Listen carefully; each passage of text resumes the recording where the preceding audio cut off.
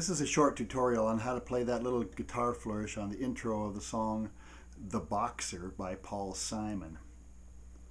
When I first tried to learn this, I found it amazingly difficult to play in regular tuning. And normally when something is amazingly difficult to play in regular tuning, it's because the guitar player has either retuned his guitar or capoed, or in this case, a combination of both. The first thing I do is go to the internet and usually look for a video of the person that recorded it playing it so I can see exactly how he did it. Well, in this case, I could find no video of Paul Simon playing it. It turns out there's a good reason for that, because Paul Simon did not play it on the recording. It was played by a fellow named Fred Carter Jr., who is a session musician and also happens to be country singer Deana Carter's father.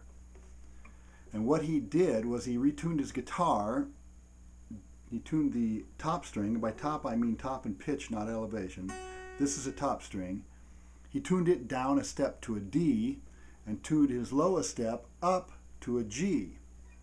So he had basically a G chord by just placing your finger on the second fret of the fifth string. Then he capoed it up to the fourth fret. It winds up what I call the G chord is actually a B. And Paul Simon apparently retuned his guitar down a half step to B and played in a C position, I presume. I will show you how to play the flourish note by note. It's actually quite simple. It's a series of backwards banjo rolls, I call them. A forward banjo roll would be thumb, index, middle, and banjos play a series of thumb, index, middle combinations, either forward or backwards or in and out or whatever, to play the melodies they do on a 5-string banjo. What you have to do is you have to make sure that they come out in packs of 8. And when you have 3 fingers, well, you have to add notes or a couple of notes to make them come out into packs of 8. In this case, he does 5 rolls plus an extra note. 5 times 3 is 15 plus 1 is 16, so he got 2 packs of 8. The chord that he plays is done by putting your index finger on the second fret of the 3rd string, your middle finger on the 3rd fret of the 4th string, and your pinky on the 5th fret of the 5th string. So if you just play the chord, it sounds like that, pretty nice chord. And then a series of backwards rolls, as I said, starting on the top string, and then you jump down 1 string and play another backwards roll. And then you play the same backwards roll, only instead of hitting the 4th string on the 3rd time, you hit the 5th string. So it's, then you do that again.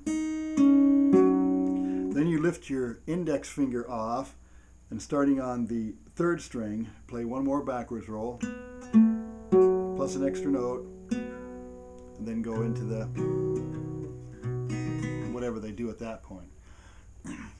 So I'll play it again slowly but in time.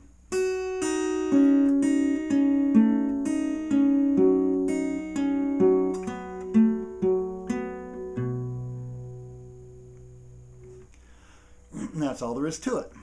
Now I'll show you the chords in case you might want to sing along with it, that work out pretty well with this. It gives the with the ringing notes, it gives the kind of the impression of the recording. Start with the G chord is 5th string, 2nd fret. The minor chord is played just like a normal E minor, 5th string, 2nd fret, 4th string, 2nd fret. The D chord is played with the ring finger on the 3rd fret of the 2nd string, the middle finger on the 2nd fret of the 4th string, or 3rd string rather, and the index finger on the 2nd fret of the 6th string. And then a C chord is just a normal C chord. So I'll run through the chords one time, kind of in order, and so you can hear how it sounds.